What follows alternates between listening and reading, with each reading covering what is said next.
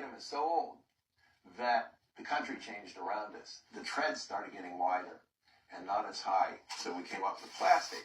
And this thing will take longer steps. You've got an article in front of you, an interview by Dad, and he says, I was playing on the stairs, and I discovered that it went downstairs.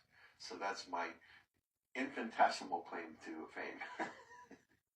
He called and said, did I want to see him? And I was older then, and I said, yeah, I sure do. And we went down, and I visited with him. The first time I ever hugged my dad was when he left.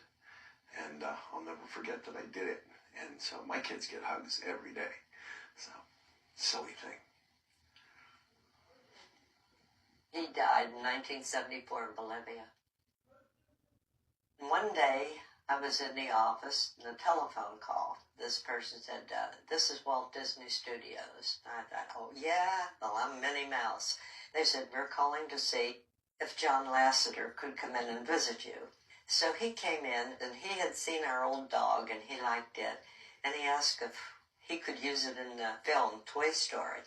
I took my grandchildren, and they were so excited, and so was I. It just seemed almost like a dream. We didn't know what was going to happen. This was the first Toy Story, so we didn't know anything about what was going to happen. People started ordering. By the end of the toy show, and I have the book, and it went from 12,000 a week to 24 to 36 to 64 to 100,000 pieces a week we were making. That book just reminds me of how crazy the toy industry is, because it's crazy. After Toy Story became a huge hit, James Industries saw a huge spike in sales and media coverage. Toy Story's release also coincided with Slinky's 50th anniversary, which was celebrated all year long in Hollidaysburg, and with the release of a limited edition gold-plated Slinky. All that buzz meant that the courters came calling for Slinky. Oh, yes, I was courted very much by companies much larger than I, and they were good companies. We had huge players, Mattel, and people like that, CBS television at one time. But I thought, no, I'm not ready to sell. And after I was too young, I was only 79, and I wouldn't want to do that. Finally, Ray Delavecchia and Doug Ferner from Poof Products had what it took. That was the selling point as far as I was concerned. I could have gotten more for the company had I sold to a larger firm, but they would have taken it away.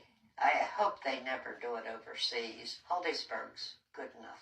Poof Slinky was sold to Alex Global Products in 2013, and then to Just Play in 2020, the year of Slinky's 75th anniversary. Today, Slinky is still made in Hollidaysburg, Pennsylvania, on the same machines Richard James built in 1945. She lived to see her toy go to space in 1985 and adorn a postage stamp in 1999. But I think Betty James would be most tickled by this: a Slinky treadmill. Yes, just like in 1945, some crazy engineer built a machine.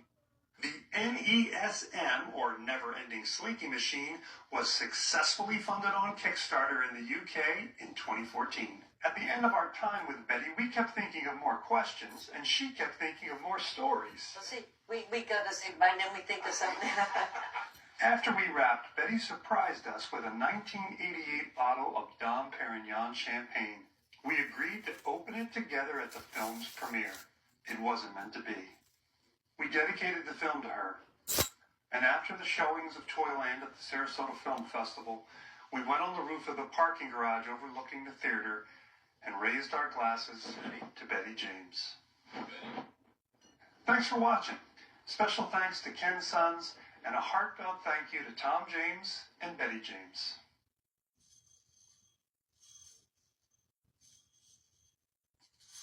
But, no, it's been a great life. It's been fun.